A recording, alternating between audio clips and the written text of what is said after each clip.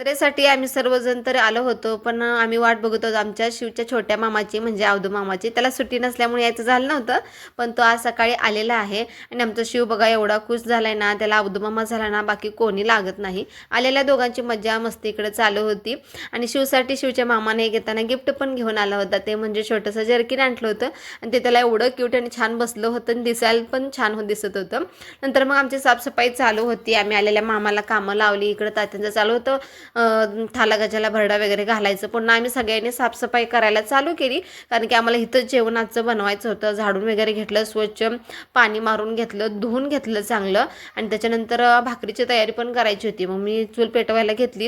सकाळ सकाळी मग आमच्या ह्या बकडोबाला पण घेऊन जायचं होतं गावात, देवाला दाखवून कट करून आणायचं होतं. मग सगळी आमची गाडी वगैरे तयार होती. मग सगळे आमचे काकांचे वगैरे बोकडं घेऊन गेली. तोपर्यंत इकडं कटिंग वगैरे झालं होतं, सगळं भाकरी चालू होते आमच्या.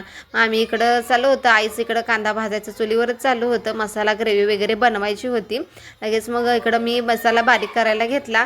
ती फुटाणे वगैरे मी बारीक करून घेतले, खाडा मसाला आणि हा सगळा मसाला खोबरं होतं. छान असा मसाला सगळा बारीक करून घेतला. हे बघा आमचे साहेब सगळं बनवून झाल्यावरती आता हात लावायला आलेत. आलेल्या आईने त्यांना मुंडी भाजायला लावली चुलीवरती. तोपर्यंत इकडं मटण शिजलं होतं. आम्हाला छान अशी ग्रेव्ही तयार करून घ्यायची होती आणि मटण बनवायचं. आम्ही आचार्य वगैरे काही लावला नव्हता.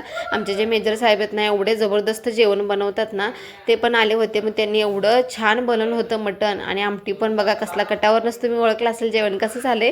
त्याच्यानंतर सगळं बनवून झालं, पाहुणे वगैरे यायचे होते. सगळं घर वगैरे साफसफाई करून घेतली. लगेच बाहेरची पण साफसफाई झाडू वगैरे मारून घेतला. तर आजची तर आमची तयारी अशी होती बघा. आजचा दिवस कसा गेला चला तर मग तुम्ही पण या जेवायला. आता भेटू उद्याच्या व्हिडिओमध्ये आणि व्हिडिओ कसा वाटला नक्की सांगा कमेंटमध्ये. Bye bye.